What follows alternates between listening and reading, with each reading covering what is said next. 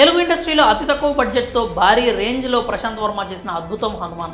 ఈ చిత్రం సంక్రాంతి కానుకగా విడుదలైంది. అనుకున్నట్లుగానే పెద్ద హీరోల సినిమాల మధ్యన విడుదలై భారీ సంచలనం సృష్టించింది.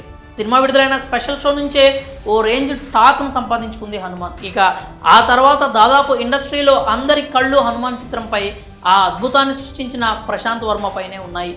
అప్పటి నుంచి ఇప్పటి వరకు ఈ చిత్రానికి సంబంధించిన ఎన్నో వార్తలను వింటూ వస్తున్నాం. థియేటర్లో ఈ సినిమా మిస్ అయిన వారు హనుమాన్ ఓటీటీ ఎంట్రీ గురించి ఎంతో ఆసక్తిగా ఎదురు చూస్తున్నారు.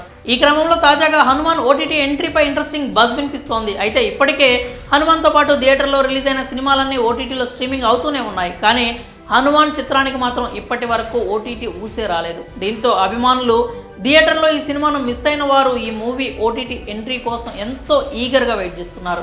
ఇప్పటికి కూడా ఈ సినిమాను చూసేందుకు ప్రేక్షకులు థియేటర్స్కి వెళ్తూనే ఉన్నారు. ఈ క్రమంలో తాజాగా టికెట్ రేట్స్ తగ్గిస్తూ ఓ నిర్ణయం తీసుకున్నారు. కాబట్టి ఇంకా హనుమాన్ చిత్రం త్వరలో ఓటీటీ ఎంట్రీ ఇవ్వడం ఖాయం.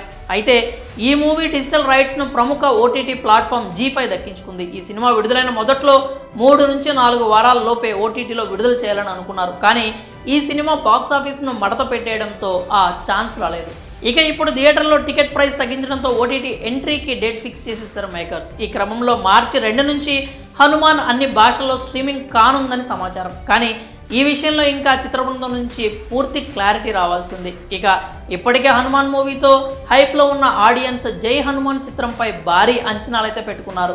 మరి థియేటర్లో అందరికీ పూనకలు తెప్పించిన హనుమాన్ ఇప్పుడు ఓటీటీ ఆడియన్స్ని కూడా అదే రేంజ్లో ఆకట్టుకుంటుందని ఖచ్చితంగా చెప్పేయచ్చు. మరి సంక్రాంతికి బాక్స్ ఆఫీస్ని మడత పెట్టేసిన హనుమాన్ చిత్రం ఓటీటీలో వస్తుండడంపై మీరేమనుకుంటున్నారు? మీ అభిప్రాయాలని కామెంట్స్ రూపంలో తెలియజేయండి.